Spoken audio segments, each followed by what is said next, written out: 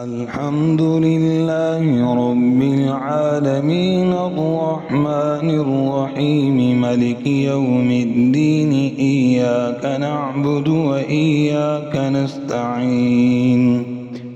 اهدنا الصراط المستقيم صراط الذين أنعمت عليهم غير المغضوب عليهم ولا الضالين.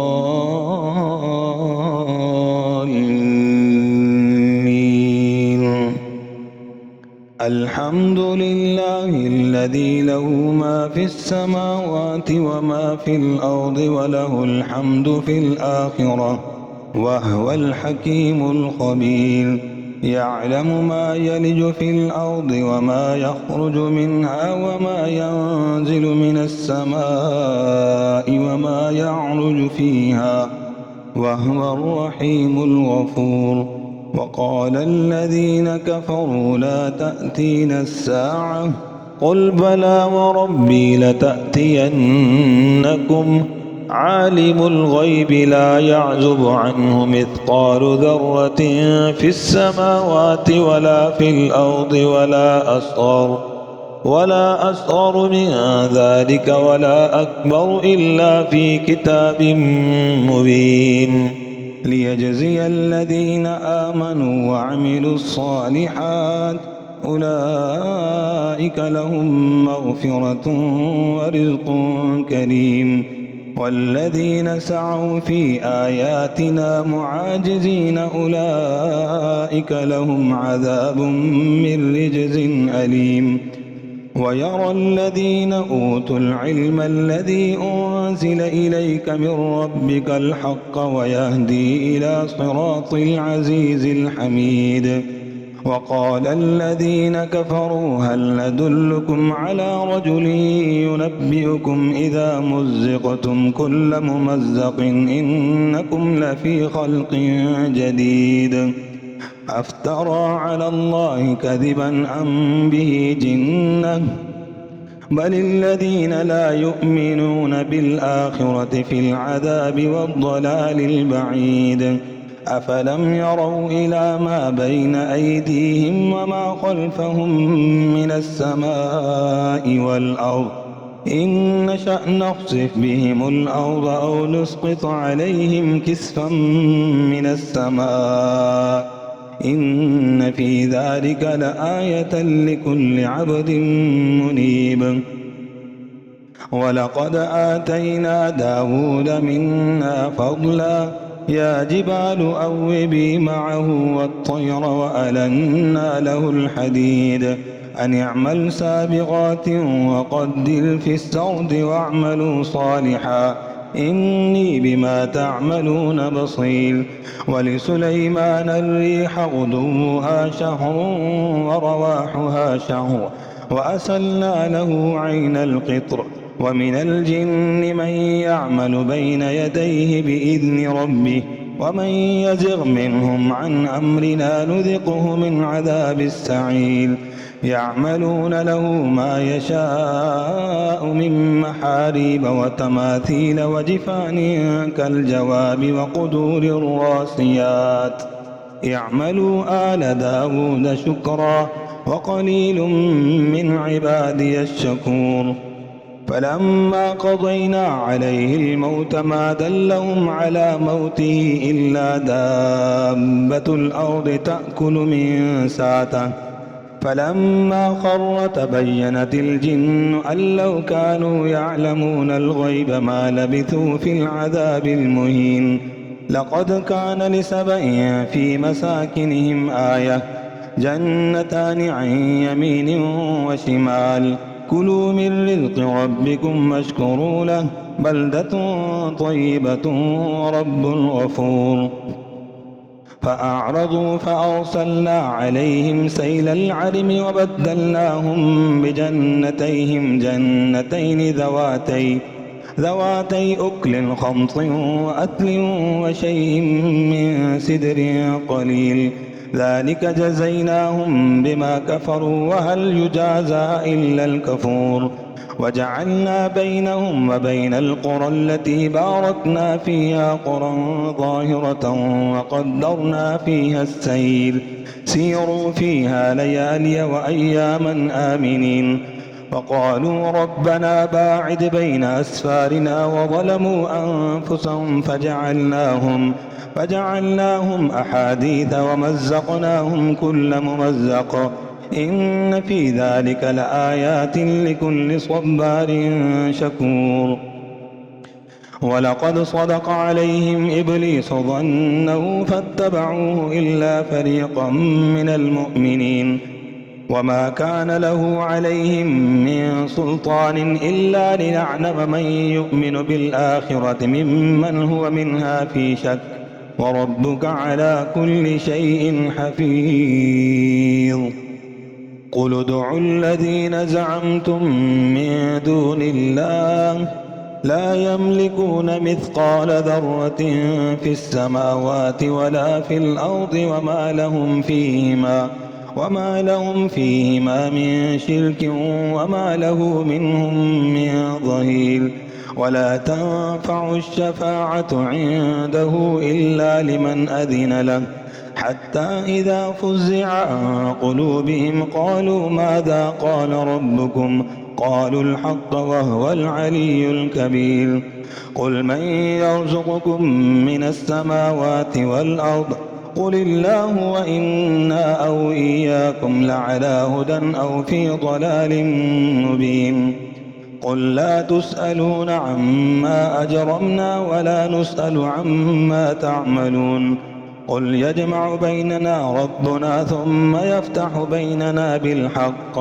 وهو الفتاح العليم قل أروني الذين ألحقتم به شركاء كلا بل هو الله العزيز الحكيم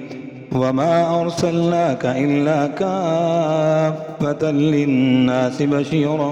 ونذيرا ولكن أكثر الناس لا يعلمون ويقولون متى هذا الوعد إن كنتم صادقين قل لكم ميعاد يوم لا تستأخرون عنه ساعة ولا تستقدمون وقال الذين كفروا لن نؤمن بهذا القرآن ولا بالذي بين يديه ولو ترى إذ الظالمون موقوفون عند ربهم يرجع بعضهم إلى بعض القول يقول الذين استضعفوا للذين استكبروا لولا أنتم لكنا مؤمنين قال الذين استكبروا للذين استضعفوا أنحن صددناكم عن الهدى بعد إذ جاءكم بل كنتم مجرمين وقال الذين استضعفوا للذين استكبروا بل مكر الليل والنهار إذ تأمروننا أن نكفر بالله ونجعل له أندادا وأسروا الندامة لما رأوا العذاب وجعلنا الأغلال في أعناق الذين كفروا هل يجزون إلا ما كانوا يعملون وما أرسلنا في قرية من نذير إلا قال مترفوها إنا بما أرسلتم به كافرون وقالوا نحن أكثر أموالا وأولادا وما نحن بمعذبين قل إن ربي يبسط الرزق لمن يشاء ويقدر ولكن أكثر الناس لا يعلمون وما أموالكم ولا أولادكم بالتي تقربكم عندنا زلفى إلا من آمن وعمل صالحا فأولئك لهم جزاء الضعف بما عملوا وهم في الغرفات آمنون والذين يسعون في آياتنا معاجزين أولئك في العذاب محضرون قل إن ربي يبسط الرزق لمن يشاء من عباده ويقدر له وما أنفقتم من شيء فهو يخلفه وهو خير الرازقين ويوم نحشرهم جميعا ثم نقول للملائكة أهؤلاء إياكم كانوا يعبدون قالوا سبحانك أنت ولينا من دونهم بل كانوا يعبدون الجن أكثرهم بهم مؤمنون فاليوم لا يملك بعضكم لبعض نفعا ولا ضرا ونقول للذين ظلموا ذوقوا عذاب النار الذي كنتم بها تكذبون وإذا تتلى عليهم آياتنا بينات قالوا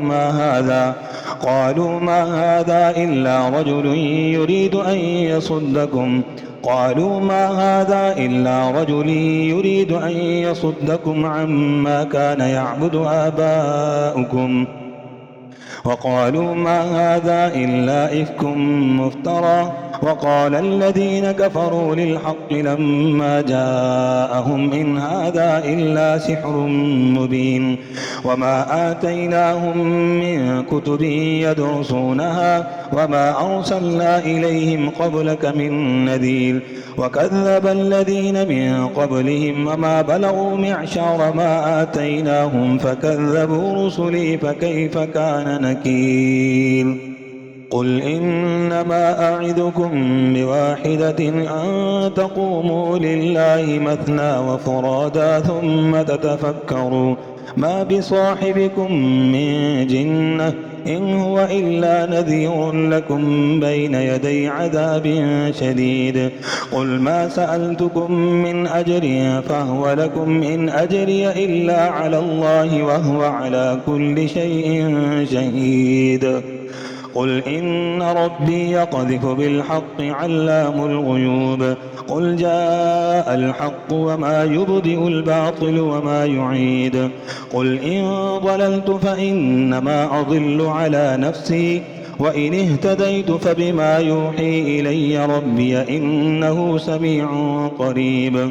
ولو ترى إذ فزعوا فلا فوت وأخذوا من مكان قريب وقالوا آمنا به وأنى لهم التناوش من مكان بعيد وقد كفروا به من قبل ويقذفون بالغيب من مكان بعيد وحيل بينهم وبين ما يشتهون كما فعل بأشياعهم من قبل إنهم كانوا في شك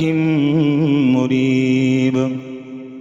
الحمد لله فاطر السماوات والأرض جاعل الملائكة رسلا أولي أجنحة مثنى وثلاث ورباع يزيد في الخلق ما يشاء إن الله على كل شيء قدير ما يفتح الله للناس من رحمة فلا ممسك لها وما يمسك فلا مرسل له من بعده وهو العزيز الحكيم يا أيها الناس اذكروا نعمة الله عليكم هل من خالق غير الله يرزقكم من السماء والأرض لا إله إلا هو فأنى تؤفكون وإن يكذبوك فقد كذبت رسل من قبلك وإلى الله ترجع الأمور يا أيها الناس إن وعد الله حق فلا تغرنكم الحياة الدنيا ولا يغرنكم بالله الغرور إن الشيطان لكم عدو فاتخذوه عدوا إنما يدعو حزبه ليكونوا من أصحاب السعير الذين كفروا لهم عذاب شديد والذين آمنوا وعملوا الصالحات لهم مغفرة ورزق كبير وأجر كبير أفمن زين له سوء عمله فرآه حسنا فإن الله يضل من يشاء ويهدي من يشاء فلا تذهب نفسك عليهم حسرات إن الله عليم بما يصنعون والله الذي أرسل الرياح فتثير سحابا فسقناه إلى بلد ميت فأحيينا به الأرض بعد موتها كذلك النشور. من كان يريد العزة فلله العزة جميعا إليه يصعد الكلم الطيب والعمل الصالح يرفعه والذين يمكرون السيئات لهم عذاب شديد ومكر أولئك هو يبور. والله خلقكم من تراب ثم من نطفة ثم جعلكم أزواجا وما تحمل من أنثى ولا تضع إلا بعلمه وما يعمر من معمر ولا ينقص من عمره إلا في كتاب إن ذلك على الله يسير. وما يستوي البحران هذا عذب فرات سائغ شرابه وهذا ملح أجاج ومن كل تأكلون لحما طريا وتستخرجون حلية تلبسونها وترى الفلك فيه مواخر لتبتغوا من فضله ولعلكم تشكرون. يولج الليل في النهار ويولج النهار في الليل وسخر لكم الليل والنهار والشمس والقمر كل يجري لأجل مسمى ذلكم الله ربكم له الملك والذين تدعون من دونه ما يملكون من قطمير إن تدعوهم لا يسمعوا دعاءكم ولو سمعوا ما استجابوا لكم ويوم القيامة يكفرون بشرككم ولا ينبئك مثل خبير.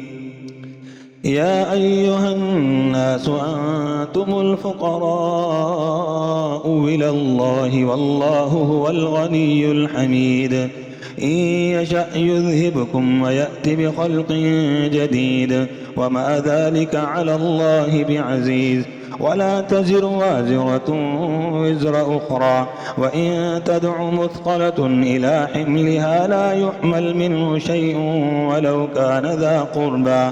إنما تنذر الذين يخشون ربهم بالغيب وأقاموا الصلاة ومن تزكى فإنما يتزكى لنفسه وإلى الله المصير. وما يستوي الأعمى والبصير ولا الظلمات ولا النور ولا الظل ولا الحرور وما يستوي الأحياء ولا الأموات إن الله يسمع من يشاء وما أنت بمسمع من في القبور إن أنت إلا نذير إنا أرسلناك بالحق بشيرا ونذيرا وإن من أمة إلا خلا فيها نذير وإن يكذبوك فقد كذب الذين من قبلهم جاءتهم رسلهم بالبينات وبالزبر وبالكتاب المنير ثم أخذت الذين كفروا فكيف كان نكير. ألم تر أن الله أنزل من السماء ماء فأخرجنا به ثمرات مختلفا ألوانها ومن الجبال جدد بيض وحمر مختلف ألوانها وغرابيب سود ومن الناس والدواب والأنعام مختلف ألوانه كذلك إنما يخشى الله من عباده العلماء إن الله عزيز غفور. إن الذين يتلون كتاب الله وأقاموا الصلاة وأنفقوا مما رزقناهم سرا وعلانية يرجون تجارة لن تبور ليوفيهم أجورهم ويزيدهم من فضله إنه غفور شكور. والذي أوحينا إليك من الكتاب هو الحق مصدقا لما بين يديه إن الله بعباده لخبير بصير. ثم أورثنا الكتاب الذين اصطفينا من عبادنا فمنهم ظالم لنفسه ومنهم مقتصد ومنهم سابق بالخيرات بإذن الله، ذلك هو الفضل الكبير. جنات عدن يدخلونها يحلون فيها من أساور من ذهب ولؤلؤا ولباسهم فيها حرير. وقالوا الحمد لله الذي أذهب عنا الحزن إن ربنا لغفور شكور. الذي أحلنا دار المقامة من فضله لا يمسنا فيها نصب ولا يمسنا فيها لغوب. والذين كفروا لهم نار جهنم لا يقضى عليهم فيموتوا ولا يخفف عنهم من عذابها كذلك نجزي كل كفور. وهم يصطرخون فيها ربنا أخرجنا نعمل صالحا غير الذي كنا نعمل أولم نعمركم ما يتذكر فيه من تذكر وجاءكم النذير فذوقوا فما للظالمين من نصير. إن الله عالم غيب السماوات والأرض إنه عليم بذات الصدور. هو الذي جعلكم خلائف الأرض ورفع بعضكم فوق بعض درجات ليبلوكم فيما آتاكم إن ربك سريع العقاب وإنه لغفور رحيم. إن الله عالم غيب السماوات والأرض إنه عليم بذات الصدور. هو الذي جعلكم خلائف الأرض ورفع بعضكم فوق بعض درجات هو الذي جعلكم خلائف في الأرض فمن كفر فعليه كفره ولا يزيد الكافرين كفرهم عند ربهم إلا مقتا ولا يزيد الكافرين كفرهم إلا خسارا. قل أرأيتم شركاءكم الذين تدعون من دون الله أروني ماذا خلقوا من الأرض أم لهم شرك في السماوات أم آتيناهم كتابا فهم على بينات منه بل إن يعد الظالمون بعضهم بعضا إلا غرورا. إن الله يمسك السماوات والأرض أن تزولا ولئن زالتا إن أمسكهما من أحد من بعده إنه كان حليما غفورا. وأقسموا بالله جهد أيمانهم لئن جاءهم نذير ليكونن أهدى من إحدى الأمم فلما جاءهم نذير ما زادهم إلا نفورا استكبارا في الأرض ومكر السيء ولا يحيق المكر السيء إلا بأهله فهل ينظرون إلا سنة الأولين فلن تجد لسنة الله تبديلا ولن تجد لسنة الله تحويلا. أولم يسيروا في الأرض فينظروا كيف كان عاقبة الذين من قبلهم كانوا أشد منهم قوة وما كان الله ليعجزه من شيء في السماوات ولا في الأرض إنه كان عليما قديرا. ولو يؤاخذ الله الناس بما كسبوا ما ترك على ظهرها من دابة ولكن يؤخرهم إلى أجل مسمى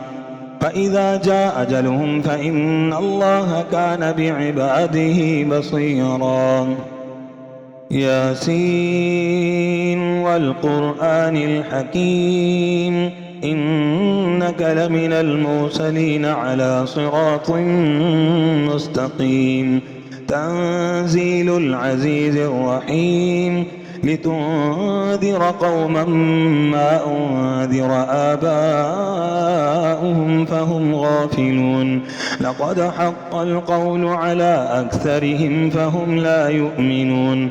إنا جعلنا في أعناقهم أغلالا فهي إلى الأذقان فهم مقمحون إنا جعلنا في أعناقهم أغلالا فهي إلى الأذقان فهم مقمحون وجعلنا من بين أيديهم سدا ومن خلفهم سدا فأغشيناهم فهم لا يبصرون وسواء عليهم أنذرتهم أم لم تنذرهم لا يؤمنون إنما تنذر من اتبع الذكر وخشي الرحمن بالغيب فبشره بمغفرة وأجر كريم إنا نحن نحيي الموتى ونكتب ما قدموا وآثارهم وكل شيء أحصيناه في إمام مبين واضرب لهم مثلا أصحاب القرية إذ جاءها المرسلون إذ أرسلنا إليهم اثنين فكذبوهما فعززنا بثالث فقالوا إنا إليكم مرسلون قالوا ما أنتم إلا بشر مثلنا وما أنزل الرحمن من شيء إن أنتم إلا تكذبون قالوا ربنا يعلم إنا إليكم لمرسلون وما علينا إلا البلاغ المبين قالوا إنا تطيرنا بكم لئن لم تنتهوا لنرجمنكم وليمسنكم منا عذاب أليم قالوا طائركم معكم أإن ذكرتم بل أنتم قوم مسرفون وجاء من أقصى المدينة رجل يسعى قال يا قوم اتبعوا المرسلين اتبعوا من لا يسألكم أجرا وهم مهتدون وما لي لا أعبد الذي فطرني وإليه ترجعون أأتخذ من دونه آلهة إن يردني الرحمن بضر لا تغن عني شفاعتهم شيئا ولا ينقذون إني إذا لفي ضلال مبين إني آمنت بربكم فاسمعون قيل ادخل الجنة قال يا ليت قومي يعلمون بما غفر لي ربي وجعلني من المكرمين وما أنزلنا على قومه من بعده من جند من السماء وما كنا منزلين إن كانت إلا صيحة واحدة فإذا هم خامدون يا حسرة على العباد ما يأتيهم من رسول إلا كانوا به يستهزئون ألم يروا كم أهلكنا قبلهم من القرون أنهم إليهم لا يرجعون وإن كل لما جميع لدينا محضرون وآية لهم الأرض الميتة أحييناها وأخرجنا منها حبا فمنه يأكلون وجعلنا فيها جنات من نخيل وأعناب وفجرنا فيها من العيون ليأكلوا من ثمره وما عملته أيديهم أفلا يشكرون سبحان الذي خلق الأزواج كلها مما تنبت الأرض ومن أنفسهم ومما لا يعلمون وآية لهم الليل نسلخ منه النهار فإذا هم مظلمون والشمس تجري لمستقر لها ذلك تقدير العزيز العليم والقمر قدرناه منازل حتى عاد كالعرجون القديم لا الشمس ينبغي لها أن تدرك القمر ولا الليل سابق النهار وكل في فلك يسبحون وآية لهم أنا حملنا ذرياتهم في الفلك المشحون وخلقنا لهم من مثله ما يركبون وإن نشأ نغرقهم فلا صريخ لهم ولا هم ينقذون إلا رحمة منا ومتاعا إلى حين وإذا قيل لهم اتقوا ما بين أيديكم وما خلفكم لعلكم ترحمون وما تأتيهم من آية من آيات ربهم إلا كانوا عنها معرضين وإذا قيل لهم أنفقوا مما رزقكم الله قال الذين كفروا للذين آمنوا أنطعم من لو يشاء الله أطعمه إن أنتم إلا في ضلال مبين ويقولون متى هذا الوعد إن كنتم صادقين ما ينظرون إلا صيحة واحدة تأخذهم وهم يخصمون فلا يستطيعون توصية ولا إلى أهلهم يرجعون ونفخ في الصور فإذا هم من الأجداث إلى ربهم ينسلون قالوا يا ويلنا من بعثنا من مرقدنا هذا ما وعد الرحمن وصدق المرسلون إن كانت إلا صيحة واحدة فإذا هم جميع لدينا محضرون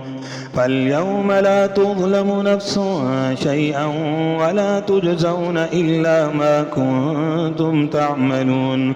إن أصحاب الجنة اليوم في شغل فاكهون هم وأزواجهم في ظلال على الأرائك متكئون لهم فيها فاكهة ولهم ما يدعون سلام قولا من رب رحيم وامتازوا اليوم أيها المجرمون ألم أعهد إليكم يا بني آدم ألا تعبدوا الشيطان إنه لكم عدو مبين وأن اعبدوني هذا صراط مستقيم ولقد أضل منكم جبلا كثيرا أفلم تكونوا تعقلون هذه جهنم التي كنتم توعدون يصلوها اليوم بما كنتم تكفرون اليوم نختم على أفواههم وتكلمنا أيديهم وتشهد أرجلهم بما كانوا يكسبون ولو نشاء لطمسنا على أعينهم فاستبقوا الصراط فأنى يبصرون ولو نشاء لمسخناهم على مكانتهم فما استطاعوا مضيا ولا يرجعون ومن نعمره ننكسه في الخلق أفلا تعقلون وما علمناه الشعر وما ينبغي له إن هو إلا ذكر وقرآن مبين لتنذر من كان حيا ويحق القول على الكافرين أولم يروا أنا خلقنا لهم مما عملت أيدينا أنعاما فهم لها مالكون وذللناها لهم فمنها ركوبهم ومنها يأكلون ولهم فيها منافع ومشارب أفلا يشكرون واتخذوا من دون الله آلهة لعلهم ينصرون لا يستطيعون نصرهم وهم لهم جند محضرون فلا يحزنك قولهم إنا نعلم ما يسرون وما يعلنون أولم ير الإنسان أنا خلقناه من نطفة فإذا هو خصيم مبين وضرب لنا مثلا ونسي خلقه قال من يحيي العظام وهي رميم قل يحييها الذي أنشأها أول مرة وهو بكل خلق عليم الذي جعل لكم من الشجر الأخضر نارا فإذا أنتم منه توقدون أوليس الذي خلق السماوات والأرض بقادر على أن يخلق مثلهم بلى وهو الخلاق العليم إنما أمره إذا أراد شيئا أن يقول له كن فيكون فسبحان الذي بيده ملكوت كل شيء وإليه ترجعون والصافات صفا فالزاجرات زجرا فالتاليات ذكرا إن إلهكم لواحد رب السماوات والأرض وما بينهما ورب المشارق إنا زينا السماء الدنيا بزينة الكواكب وحفظا من كل شيطان مارد لا يسمعون إلى الملأ الأعلى ويقذفون من كل جانب دحورا ولهم عذاب واصب إلا من خطف الخطفة فأتبعه شهاب ثاقب فاستفتهم أهم أشد خلقا أم من خلقنا إنا خلقناهم من طين لازب بل عجبت ويسخرون وإذا ذكروا لا يذكرون وإذا رأوا آية يستسخرون وقالوا إن هذا إلا سحر مبين أإذا متنا وكنا ترابا وعظاما إنا لمبعوثون أو آباؤنا الأولون قل نعم وأنتم داخرون فإنما هي زجرة واحدة فإذا هم ينظرون وقالوا يا ويلنا هذا يوم الدين هذا يوم الفصل الذي كنتم به تكذبون احشروا الذين ظلموا وأزواجهم وما كانوا يعبدون من دون الله فاهدوهم إلى صراط الجحيم وقفوهم إنهم مسؤولون ما لكم لا تناصرون بل هم اليوم مستسلمون وأقبل بعضهم على بعض يتساءلون قالوا إنكم كنتم تأتوننا عن اليمين قالوا بل لم تكونوا مؤمنين وما كان لنا عليكم من سلطان بل كنتم قوما طاغين فحق علينا قول ربنا إنا لذائقون فأغويناكم إنا كنا غاوين فإنهم يومئذ في العذاب مشتركون إنا كذلك نفعل بالمجرمين إنهم كانوا إذا قيل لهم لا إله إلا الله يستكبرون ويقولون إنا لتاركوا آلهتنا لشاعر مجنون بل جاء بالحق وصدق المرسلين إنكم لذائق العذاب الأليم وما تجزون إلا ما كنتم تعملون إلا عباد الله المخلصين أولئك لهم رزق معلوم فواكه وهم مكرمون في جنات النعيم على سرر متقابلين يطاف عليهم بكأس من معين بيضاء لذة للشاربين لا فيها غول ولا هم عنها ينزفون وعندهم قاصرات الطرف عين كأنهن بيض مكنون فأقبل بعضهم على بعض يتساءلون قال قائل منهم إني كان لي قرين يقول إنك لمن المصدقين أإذا متنا وكنا ترابا وعظاما إنا لمدينون قال هل أنتم مطلعون فاطلع فرآه في سواء الجحيم قال تالله إن كدت لتردين ولولا نعمة ربي لكنت من المحضرين أفما نحن بميتين إلا موتتنا الأولى وما نحن بمعذبين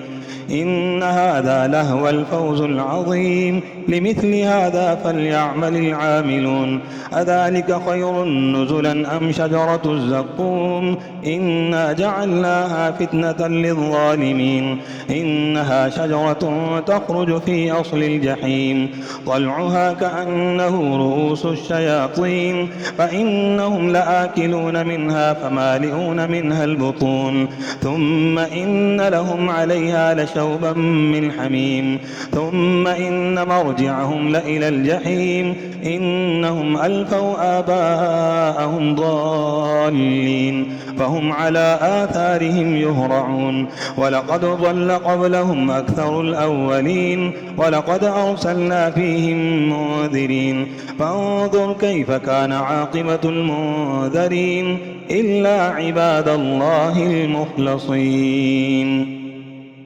ولقد نادانا نوح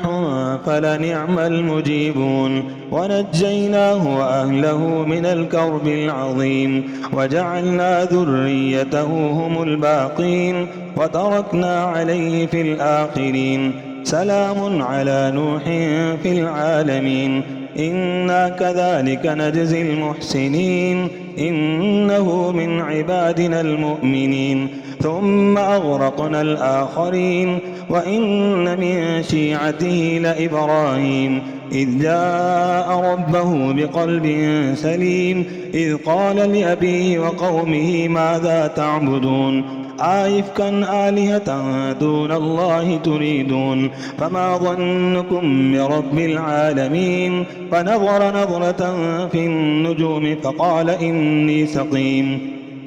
فتولوا عنه مدبرين فراغ إلى آلهتهم فقال ألا تأكلون ما لكم لا تنطقون فراغ عليهم ضربا باليمين فأقبلوا إليه يزفون قال أتعبدون ما تنحتون والله خلقكم وما تعملون قالوا بنوا له بنيانا فألقوه في الجحيم فأرادوا به كيدا فجعلناهم الأسفلين وقال إني ذاهب إلى ربي سيهدين رب هب لي من الصالحين فبشرناه بغلام حليم فلما بلغ معه السعي قال يا بني إني أرى في المنام أني أذبحك فانظر ماذا ترى قال يا أبت افعل ما تؤمر ستجدني إن شاء الله من الصابرين فلما أسلما وتله للجبين وناديناه أن يا إبراهيم قد صدقت الرؤيا إنا كذلك نجزي المحسنين إن هذا لهو البلاء المبين وفديناه بذبح عظيم وتركنا عليه في الآخرين سلام على إبراهيم كذلك نجزي المحسنين إنه من عبادنا المؤمنين وبشرناه بإسحاق نبيا من الصالحين وباركنا عليه وعلى إسحاق ومن ذريتهما محسن وظالم لنفسه مبين ولقد مننا على موسى وهارون ونجيناهما وقومهما من الكرب العظيم ونصرناهم فكانوا هم الغالبين وآتيناهما الكتاب المستبين وهديناهما الصراط المستقيم وتركنا عليهما في الآخرين سلام على موسى وهارون إنا كذلك نجزي المحسنين إنهما من عبادنا المؤمنين وإن إلياس لمن المرسلين إذ قال لقومه ألا تتقون أتدعون بعلا وتذرون أحسن الخالقين الله ربكم ورب آبائكم الأولين فكذبوه فإنهم لمحضرون إلا عباد الله المخلصين وتركنا عليه في الآخرين سلام على آل ياسين إنا كذلك نجزي المحسنين إنه من عبادنا المؤمنين وإن لوطا لمن المرسلين إذ نجيناه وأهله أجمعين إلا عجوزا في الغابرين ثم دمرنا الآخرين وإنكم لتمرون عليهم مصبحين وبالليل أفلا تعقلون وإن يونس لمن المرسلين إذ أبق إلى الفلك المشحون فساهم فكان من المدحضين فالتقمه الحوت وهو مليم فلولا أنه كان من المسبحين للبث في بطنه إلى يوم يبعثون فنبذناه بالعراء وهو سقيم وأنبتنا عليه شجرة من يقطين وأرسلناه إلى 100,000 أو يزيدون فآمنوا فمتعناهم إلى حين فاستفتهم ألربك البنات ولهم البنون أم خلقنا الملائكة إناثا وهم شاهدون ألا إنهم من إفكهم ليقولون ولد الله وإنهم لكاذبون أصطفى البنات على البنين ما لكم كيف تحكمون أفلا تذكرون أم لكم سلطان مبين فأتوا بكتابكم إن كنتم صادقين وجعلوا بينه وبين الجنة نسبا ولقد علمت الجنة إنهم لمحضرون سبحان الله عما يصفون إلا عباد الله المخلصين فإنكم وما تعبدون ما أنتم عليه بفاتنين إلا من هو صال الجحيم وما منا إلا له مقام معلوم وإنا لنحن الصافون وإنا لنحن المسبحون وإن كانوا ليقولون لو أن عندنا ذكرا من الأولين لكنا عباد الله المخلصين فكفروا به فسوف يعلمون ولقد سبقت كلمتنا لعبادنا المرسلين إنهم لهم المنصورون وإن جندنا لهم الغالبون فتول عنهم حتى حين وأبصرهم فسوف يبصرون أفبعذابنا يستعجلون فإذا نزل بساحتهم فساء صباح المنذرين وتول عنهم حتى حين وأبصر فسوف يبصرون سبحان ربك رب العزة عما يصفون وسلام على المرسلين والحمد لله رب العالمين.